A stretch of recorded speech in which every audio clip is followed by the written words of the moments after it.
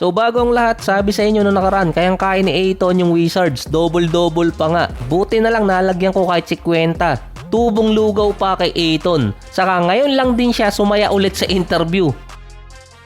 Lusot na ang Lakers sa kalbaryo ng kanilang road games dahil 4-2 record na sila sa road trip. May natitira pang 2 games dun, ang Nets tapos yung sunod na kalaban ng Lakers ang Knicks.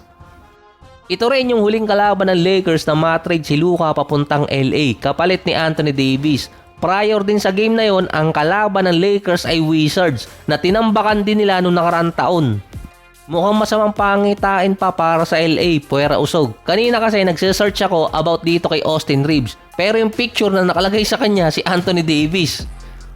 Hindi pa kasi nakakalaro si Austin Reeves sa Lakers na mukhang inaalagaan at hindi pilitin ng LA na palaruin agad. Wala ding report kung lalaro na ba siya agad sa Knicks, iintayin pa yung result sa kanya.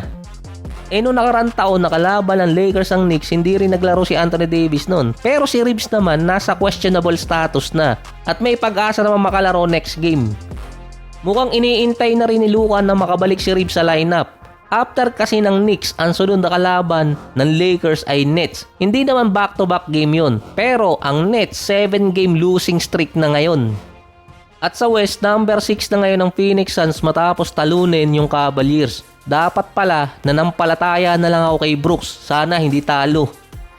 Since ang kalaban ng Lakers after ng Knicks ay Nets, yung nagtatangking na ngayon, parang mas better sa Lakers na intayin na lang yung home court nila sa February 6 para well rested talaga si Austin Reeves dahil magkakaroon sila ng 7-game home court stretch. Bago mag All-Star break, makakalaban nila doon ng San Antonio, Philadelphia at OKC. Mababa yung rate nila or winning rate nila sa mga top 6 or top 8 team. Sa 4-2 record, tinalo nila doon ang Nuggets. Kaso short-handed ang team nila doon at hindi full force. Ang Knicks naman tabla na sa Boston pagdating sa win-loss record pero nasa Knicks ang tiebreaker kaya sila ang pangalawa ng East. So far 5-game winning streak ang Knicks ngayon. Kaso si Towns na bad trip sa mga report about sa kanya regarding sa trade kay Giannis. Nung nakaraang matalo ang Knicks kontra sa Mavericks, nagkaroon kasi bigla ng trade rumors nun kay Towns. Tapos dinenied naman yon ng Knicks. Pero nasaktan pa rin di umano si Towns dahil sa pagkakasama ng pangalan niya sa mga possible na matrade. Ito kasi si Towns ayaw tigasan. Versus Portland meron si Towns na 14 points at 20 rebounds. Maganda rin yung next game nila dahil Ayton versus Towns. Yung isa tinatamad, yung isa nanlalambot.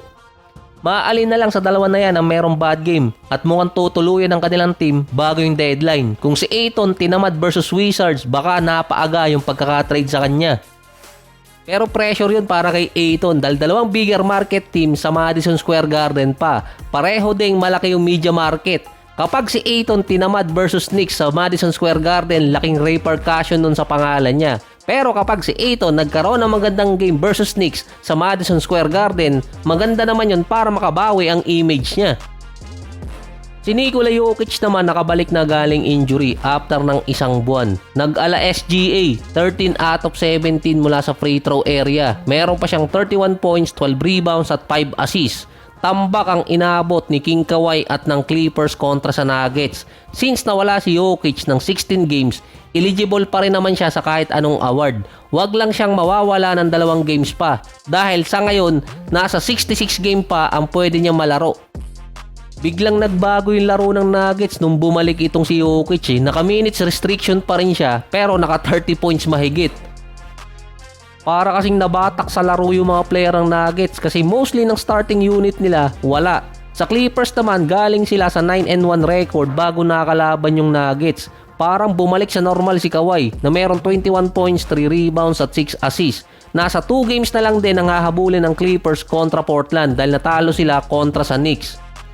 Natalo din yung Golden State na injured pa itong si Steph na kahit natalo naman ng Clippers, nasa 5 games ang kailangan nilang habulin para sa number 8 na ngayon para makakaya nilang habulin dahil kung hindi makakahanap ng pamalit ang Golden State sa mga player na nagkaroon ng injury lalo na si Butler, baka bumagsak pa sila ng standing. Ang sunod kasi makakalaban ng Clippers yung Phoenix Suns na malaki ang chance doon na makabalik na si Devin Booker sa February 2. Tapos susundan nyo ng back-to-back game kontra sa Philadelphia.